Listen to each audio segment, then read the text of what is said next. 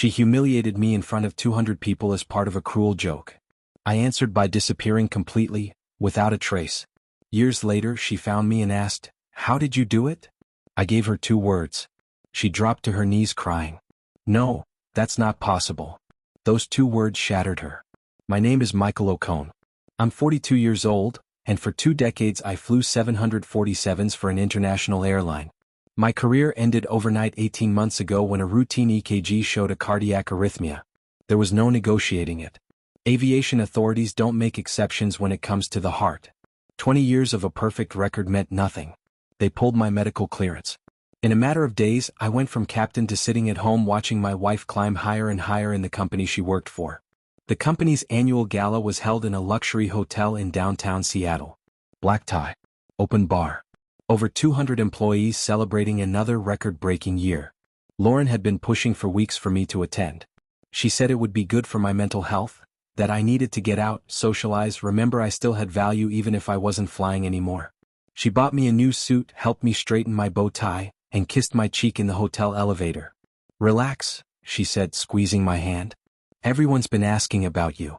I should have noticed something strange in her smile. Dinner went normally, empty speeches about quarterly numbers, corporate promises, automatic applause. I sat at Lauren's team table. Her boss was there, Cavill. Loud. Confident. The type of man who thinks talking louder automatically makes him right. Mid-40s. Thick neck. A wedding ring that didn't stop him from leaning too close to the younger women at the office. Then dessert arrived. Then the microphone. Lauren stood up holding a champagne glass and gently tapped it with a spoon. The ballroom fell quiet. She smiled with that rehearsed expression she used for official statements and internal crises. "I want to share something personal tonight," she began, "because we talk a lot about authenticity here, and I think it's important to be honest." A cold emptiness opened in my stomach. I knew that tone. "My husband Michael is here tonight," she continued, pointing at me. A spotlight snapped on. 200 faces turned and locked onto me. "I want everyone to know how brave he's been," she said. "It's not easy being a man who can't work anymore, who needs anxiety medication just to get through the day." The silence was total. "But you know what's the hardest part?" she added, her voice turning playful. "Living with someone who cries every time we're intimate." Laughter exploded across the room. It wasn't polite laughter. It wasn't awkward laughter. It was loud. Cruel. Open. Cavill slapped the table, laughing so hard his face turned red. Some people covered their mouths. Others whistled. Even the servers were smiling. I sat frozen, my fork suspended in the air. Lauren winked at me. "I'm just being honest," she said into the microphone. "That's what we do here. We keep it real." More laughter. I set the fork down. I stood. I buttoned my jacket. And I walked toward the exit. No one followed me. I walked several blocks through the city until my hands stopped shaking. The night air was cold enough to keep my mind sharp. My phone buzzed. I didn't answer. I shut it off. At a 24-hour diner near the market, I ordered coffee and didn't drink it. I sat in a back booth staring at nothing. That's where something inside me changed. I didn't feel rage. I didn't even feel sadness. I felt clarity, a cold, exact certainty. She had humiliated me for fun. For laughs. To show power. I pulled out my wallet. Inside was a business card I'd been holding onto for months. My former first officer, Patrick Suyabin, had given it to me during a casual meetup. He'd left aviation and now consulted for private companies overseas. "If you ever need to really disappear," he told me, "call this number. Someone owes me a favor." That night I finally understood what he meant. I went home fast. Lauren wouldn't be back until late. I packed a backpack, passport, bank documents, a hard drive with my flight records, clothes, my grandfather's watch, and one photo, me smiling with my son Ryan after a youth championship. He was 13. He was spending the weekend with my brother. Sitting on the edge of the bed, I started remembering things I'd ignored for years. Details. Coincidences. Physical traits that didn't line up. Work schedules that suddenly made sense. I opened my laptop and sent the email I'd been too afraid to send for months. A request to a private DNA lab. Then I wiped everything. At 2 a.m., I was on a bus heading east with no destination. Disappearing became my way of resisting. 3 weeks later, I was living in a cheap motel outside Boise, working at a small regional airport fueling private planes and doing basic maintenance. The owner, Frank, didn't ask questions. The results arrived on a Tuesday. Paternity, 0%. I read the report again and again. Ryan wasn't my biological son, and still he was my son. What broke that day wasn't my bond with him. What broke was something inside me, something that stopped trusting. And the name that wouldn't leave my mind was one and only one, Eisen Cavill. From the first moment, I knew it couldn't be coincidence. Everything fit too perfectly, the timeline, the details I'd ignored for years, even the resemblance I'd always explained away with comfortable excuses.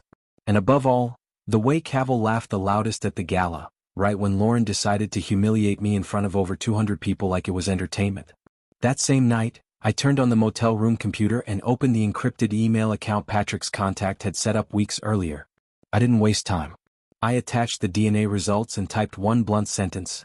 I need everything you can get on Eisen Cavill. Financial records. Calls. Travel movements from 13 to 14 years ago. Everything. The reply came 6 hours later. Consider it done. I knew that kind of work wasn't cheap. I checked my bank balance with a calm I hadn't felt in months. Before disappearing, I'd cashed out my retirement fund, taking the tax penalty. $7,000. For years it had been my safety net. Now it was ammunition. Invoice me, I wrote. I'll pay whatever it takes. 2 days later, the second package arrived. It wasn't light. It was thick, heavy, impossible to ignore. I opened it on the motel bed and started reading with my stomach tightening. Bank statements showed regular transfers from Eisen Cavill's accounts directly into Lauren's personal account. The payment started 9 months before Ryan's birth and continued for 3 full years. There were hotel receipts tied to a conference in San Diego. They had both checked into the same resort. The same weekend. 14 years ago. And then recovered text messages from an old backup. He'll never know. You're too smart to ruin this. I spread the documents out like evidence at a crime scene. This wasn't just an affair. It was a long-term, carefully maintained conspiracy. Fraud. 13 years of structured lies.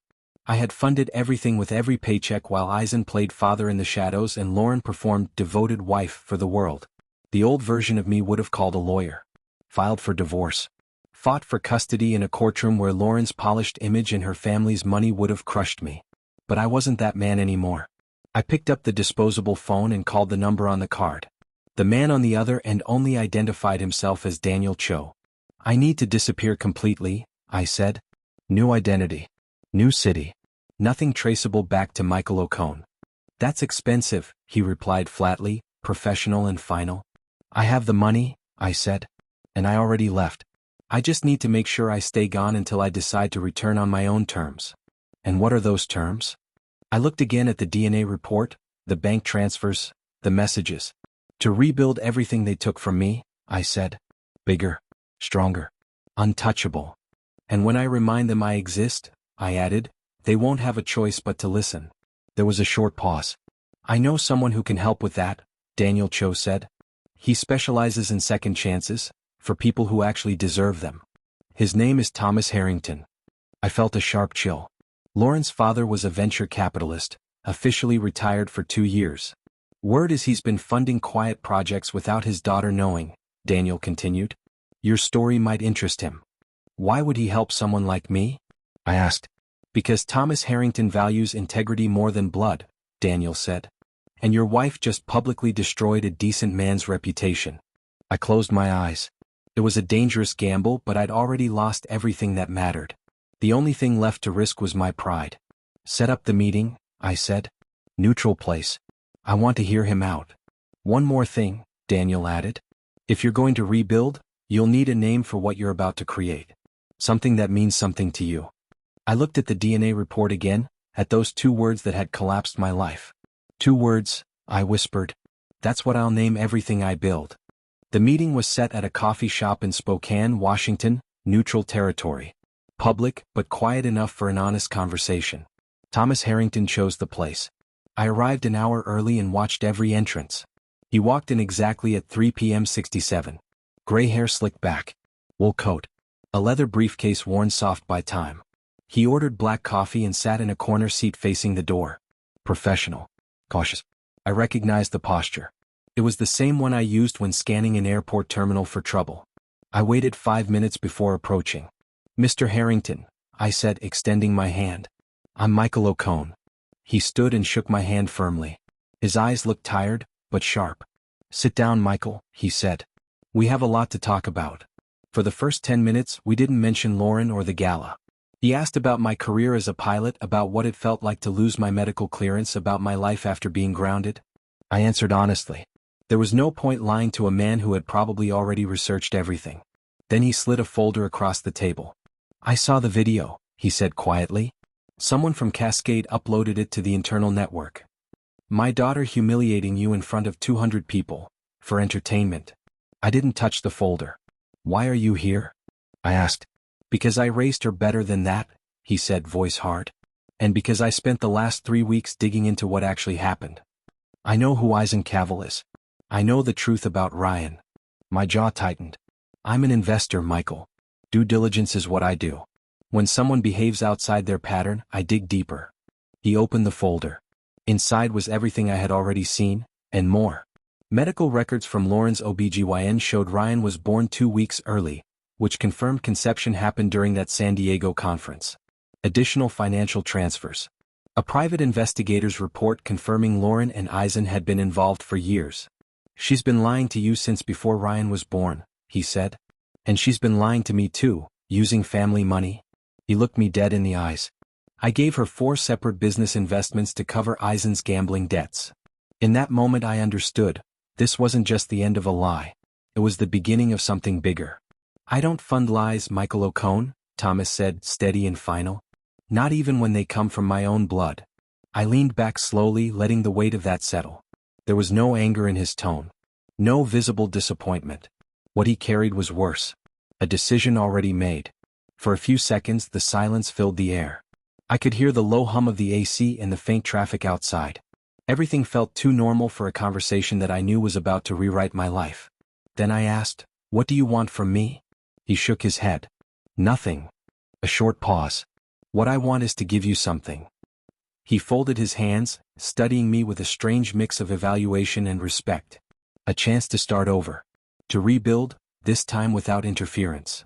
He explained he was 77, that he had more money than he could spend even if he lived twice as long, and that he'd learned the hard way that financial success meant nothing without principles. My daughter crossed a line I'm no longer willing to excuse, he said. She chose exposure, humiliation, and deceit as tools. I can't back that. I don't need pity, I said. I'm not a rescue project. I'm not offering pity, he corrected calmly. I'm offering a real partnership, equals. He opened a second folder and placed it in front of me. Inside were perfectly organized documents. Private aviation market analysis, conservative revenue projections, feasibility studies, risk scenarios. This wasn't a spontaneous idea. It wasn't emotional charity. I've been watching this sector for 2 full years, he continued. Specialized aviation consulting. Small firm. High-profile clients. Maximum discretion. It isn't saturated. Demand grows every year. I turned pages carefully. Nothing was inflated. Everything was built to hold up over time. You bring real experience, he said. 20 years flying. Operating. Solving problems in the air and on the ground. Contacts you can't buy. I bring capital, legal structure, and access. We can build something clean, he added. Something no one else can touch. Something she can't stain. I looked up. Why me? I asked. Why turn your back on your own daughter for someone like me? His expression changed. The cordial tone hardened. Because she stopped being my daughter the day she chose to destroy other people to feel powerful, he said. And because you're not a nobody. You're the man who raised my grandson with consistency, presence, and principles. That matters more than biology. A pressure formed in my chest, something subtle. Not relief. Not hope. Just the sense that for the first time since everything collapsed, the future wasn't sealed shut. We'll need a name, Thomas said. Something simple. Clear. I thought about the DNA report. About the 2 words that had reduced my world to rubble, and how they could become foundation instead. 2 words, I said quietly. Aviation consulting. Thomas smiled, no hesitation. Exactly what it should be. He extended his hand. When I shook it, I knew it wasn't symbolic. It was a moral contract. I wasn't the humiliated husband anymore. I wasn't the man who vanished.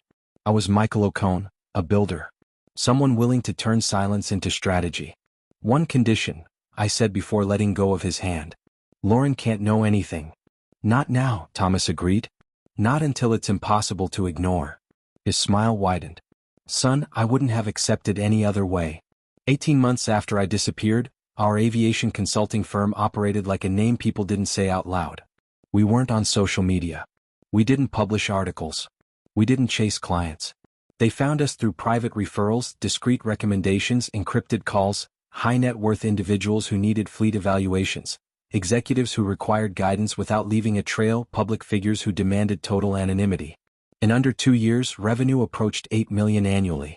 12 employees spread across different countries, all under strict NDAs. No one knew the full structure. No one knew who truly ran it. That was by design. I lived in Portland, Oregon.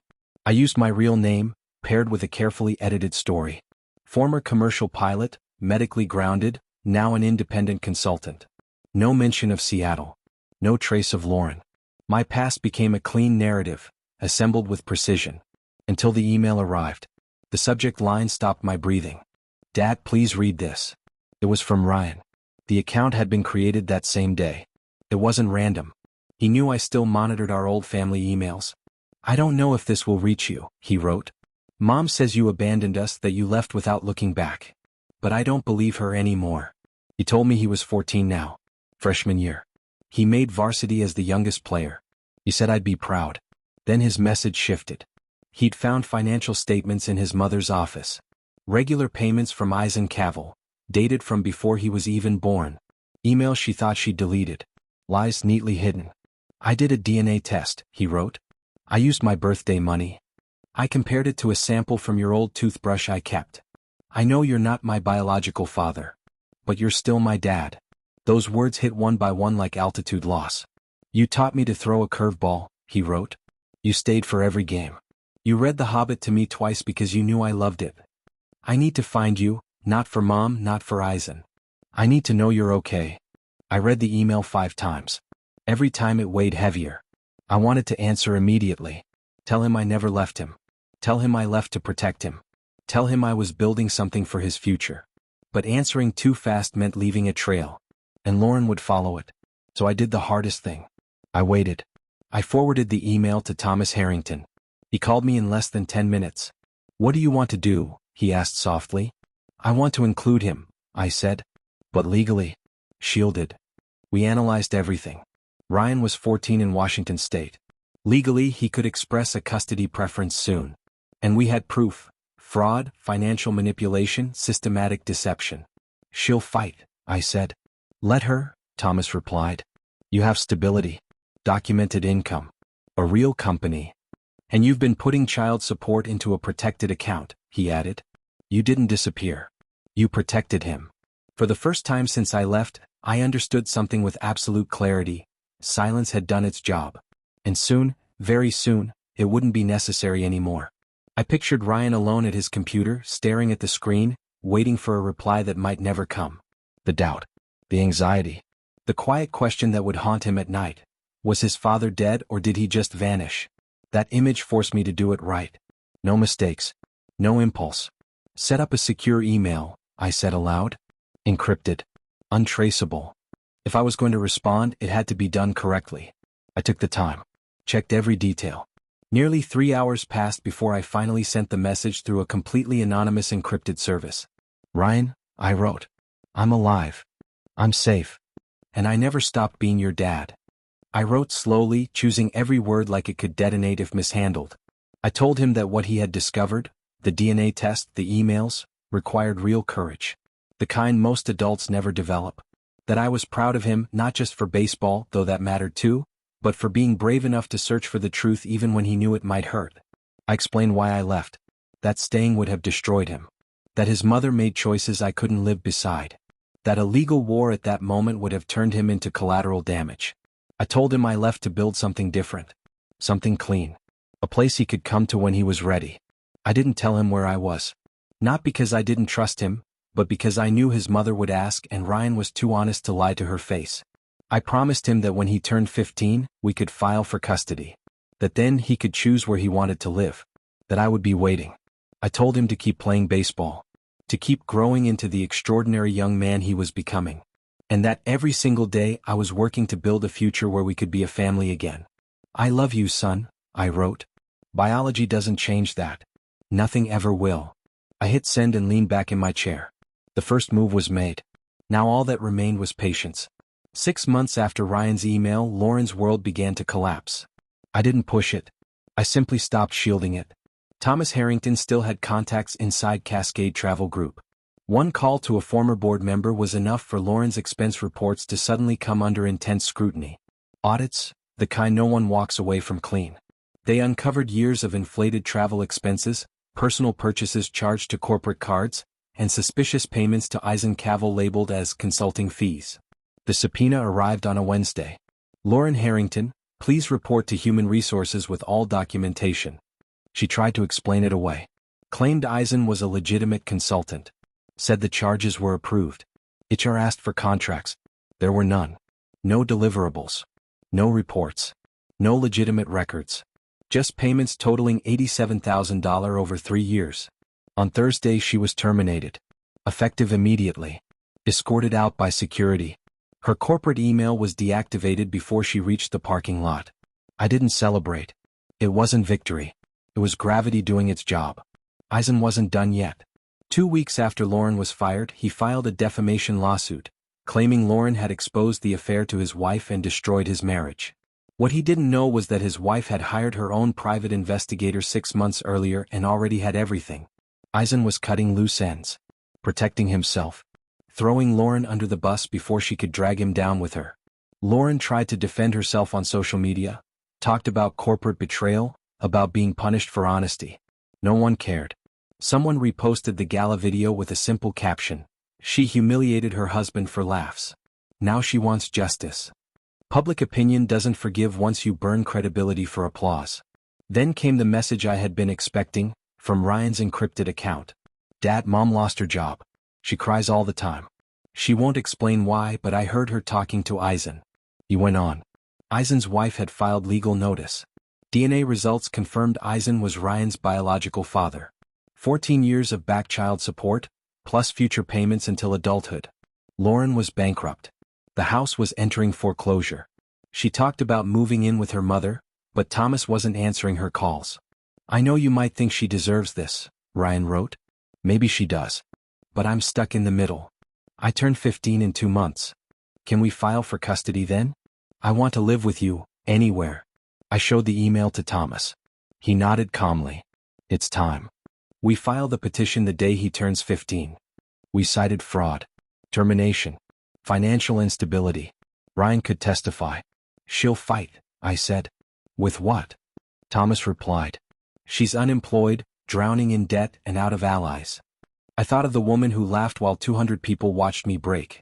I thought of the years of calculated cruelty. And I felt nothing. Not satisfaction.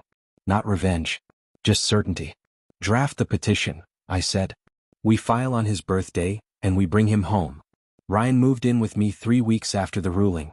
We found a house in Bend, Oregon with mountain views and enough space for him to practice baseball in the yard. He adjusted quickly. Good grades. Starting lineup. He started calling Thomas Grandpa without anyone prompting him. Life was rebuilding, clean, honest. Until I discovered what Lauren had done with my grandfather's watch. I found out through an auction site. Thomas's assistant monitored asset liquidations. Lauren was selling everything, furniture, jewelry, anything with value. The listing froze my blood. Omega C Master 1952. Military issue. Family heirloom. Excellent condition. Starting bid, $200. My grandfather's watch. The same watch he wore flying B-17 bombers over Germany. The one he gave me the day I earned my commercial pilot license, with a single sentence, remember who you are when you're in the air. That watch had been locked in our bedroom safe the night I disappeared. Lauren sold it for $200. I stared at the screen for a long time. In the right market, that watch was worth $45,000. But its real value had nothing to do with money. We can get it back, Thomas said when I told him. I know people who track pieces like this. It took 3 weeks. The collector had passed away. His estate was being liquidated. The watch was now scheduled for auction in San Francisco, 2 days away. I went personally. Thomas practically forced me to buy a suit. I sat in the back row as Civil War artifacts and antique furniture passed through the room. Then Lot 247 appeared. Omega C Master Military, 1952. Certified restoration. Bidding started at $5,000. I raised my paddle. Someone countered. $7,000. I planned to stop at $10,000, but the room shifted. $15,000 from a phone bidder. $20,000 from me. The auctioneer sped up. 25, 26, 27. At $40,000 the room went silent. The phone bidder dropped. Sold, the auctioneer announced. Paddle 67. I paid in full. No hesitation. The assistant handed me the watch. My fingers didn't shake. I put it back on my wrist, exactly where it belonged. That night I sent one anonymous email. No words. Just an image. My wrist. My grandfather's watch. Home again. Lauren never replied. But I knew she saw it. And I knew she understood the message. 3 months after the watch was recovered, 2 Words Aviation Consulting stopped being invisible. Not loudly. Not publicly. But unmistakably. Thomas agreed to a single interview with Aviation Weekly. He never mentioned my name directly, but he didn't need to. The article spoke for itself. Founded by a former commercial pilot medically grounded at the height of his career, the firm has quietly become one of the most trusted advisory groups in private aviation. It described our client base without naming names.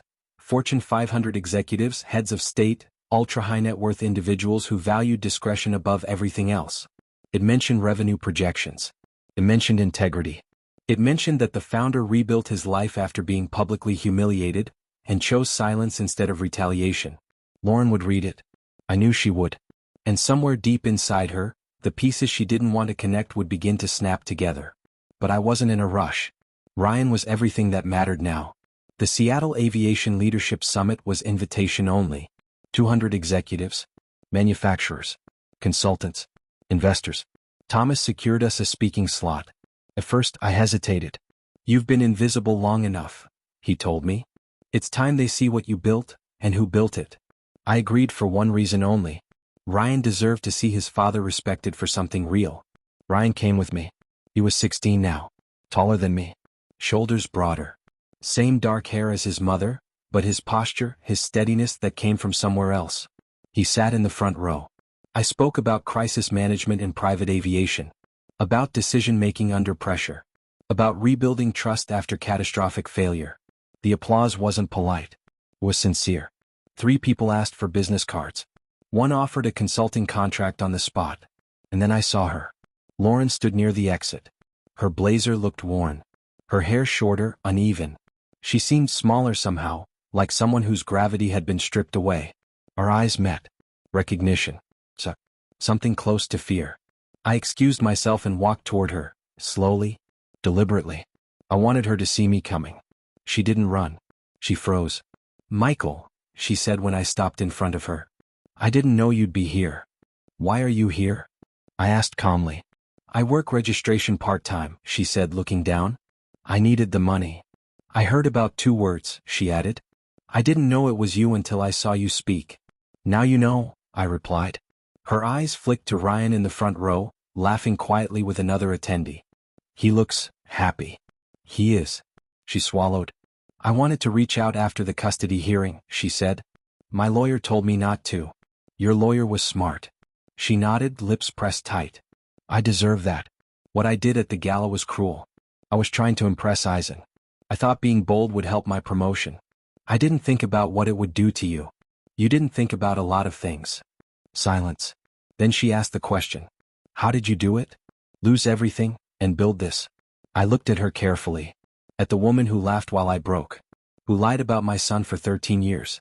Who sold my grandfather's legacy for $200. I felt nothing. No anger. No satisfaction. Only certainty. I leaned in slightly. Your father. 2 words. Her face drained of color. What? Your father? I repeated. Thomas Harrington. She staggered backward and braced herself against the wall. No. That's not possible. He wouldn't? He did, I said quietly. 2 years ago. I pulled out my phone and showed her the corporate filings. 2 Words Aviation Consulting LLC founders. Michael O'Connor and Thomas Harrington. While you were sinking, I said, he was investing in me. Every opportunity you lost, I continued, he made sure I could rebuild without interference. Lauren slid down the wall and sank to the floor, breathing hard. A staff member approached. She's fine, I said calmly. She's just overwhelmed. I looked at her one last time. You humiliated me for a promotion you never got. You lied about my son for 13 years. You sold my family's legacy for spare change. This wasn't revenge, Lauren. Revenge requires rage. What happened was consequence. Gravity. I turned and walked back to Ryan. He looked up immediately. Was that Mom? He asked. Yes. Are you okay? I rested a hand on his shoulder. Felt the solid weight of my grandfather's watch on my wrist. I'm perfect, I said. And for the first time in years, I meant it. Several months after the conference in Seattle, when everything finally seemed settled, Lauren made one last attempt to reach back into our lives. Not through me. Through Ryan. Maybe she thought there was still a door slightly open there. Maybe she believed she could speak to the boy she once knew, not the young man he had become. The letter arrived on an ordinary afternoon. Ryan found it in the mailbox and brought it inside without opening it. The envelope was cheap, unmarked, handwritten in a shaky script. The paper inside was thin, folded and unfolded too many times, as if she had hesitated over every word. Ryan sat at the kitchen table and read it silently first. Then he read it out loud, calmly, without emotion. Ryan, I know I don't have the right to ask you for anything. I know what I did can't be forgiven. But you are my son, and I need you to know that I never stopped loving you, even when I made terrible decisions. I'm not asking you to forgive me. Only to understand that I was scared. Your father left and I panicked. I made mistakes. I hurt people. I hurt you most of all. If you ever want to talk, I will always be here. Mom. When he finished, Ryan placed the letter on the table like it weighed too much to hold. He stared at it for a long moment. What do you think? I asked. Ryan leaned back in his chair, arms crossed. At 17 he was already taller than me. Captain of his high school baseball team. A disciplined student with full scholarship offers from 3 universities. He wasn't confused. I think she's trying to rewrite the story, he said finally. She didn't lose you by accident. She destroyed everything and now wants sympathy because she's facing consequences. I nodded slowly. She's still your mother, I said carefully. At least biologically. Ryan shook his head without hesitation. No, he said. She's the woman who lied my entire childhood. Who humiliated you in public. Who sold Grandpa's watch for quick cash. You're my father, he continued. You're the one who stayed. The one who came back. The one who built something real when everything was broken. Something in my chest closed, and at the same time finally loosened. What do you want to do? I asked. Nothing, he said. I don't want to respond. I don't want to open that door. She made her choice, he added. Now she lives with it. I nodded. That's fair. 2 weeks later, Thomas called with news. Eisencavel filed for bankruptcy, he told me. Personal and corporate. The divorce wiped him out. Child support for 3 kids, including Ryan, finished the job. His consulting firm collapsed after the affair and the financial misconduct came to light. Where is he now? I asked. Used car dealership in Tacoma, Thomas said. Makes about $40,000 a year. Lives alone in a studio. I thought of the man who laughed the loudest the night Lauren humiliated me in front of 200 people. Let him stay there, I said. Thomas paused. One more thing.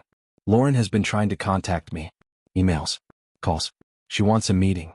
Says she needs to explain. What did you tell her? Nothing, he said. I blocked her number. I smiled. She doesn't get closure, I said. Silence is the answer. Thomas understood without further explanation. Silence wasn't cruelty. It was consequence. Business continued to grow. 2 words expanded into Europe and the Middle East. A 3-year consulting contract in Dubai brought in more revenue than I had made in my entire airline career. Ryan joined us as a summer intern. Watching him work, focused, disciplined, curious, I knew something with absolute clarity. He was my son. Not by blood. By choice. 3 years after the Seattle conference, I stood in the Portland International Airport watching Ryan walk toward security. Boston awaited him. Full scholarship. MIT. Aerospace engineering. He hugged me tightly. Thanks, Dad, he said. For everything. You earned this, I replied. All of it. This, he said, smiling, you built it. I watched him disappear into the crowd. My phone buzzed. A message from Thomas. Ryan's through security. Good kid, I replied. We raised him well, Thomas wrote back. We did, I corrected. 2 words now operated out of offices in Portland, London, and Dubai. 47 employees. Annual revenue nearing $50 million. Clients who valued discretion above recognition. Thomas had retired from daily operations but remained a steady presence, always reminding me that character mattered more than credentials. That afternoon, my assistant handed me an envelope. Handwritten. Lauren. I read it once, filed it away. Did not respond. She wanted closure. I had moved past the story entirely. My grandfather's watch still rested on my wrist, ticking steadily. Ryan was thriving. The company was solid. My conscience was clean. Lauren tried to destroy me with laughter and public humiliation. She thought I would break. She was wrong. Some people fight with fists. Some fight with lawyers.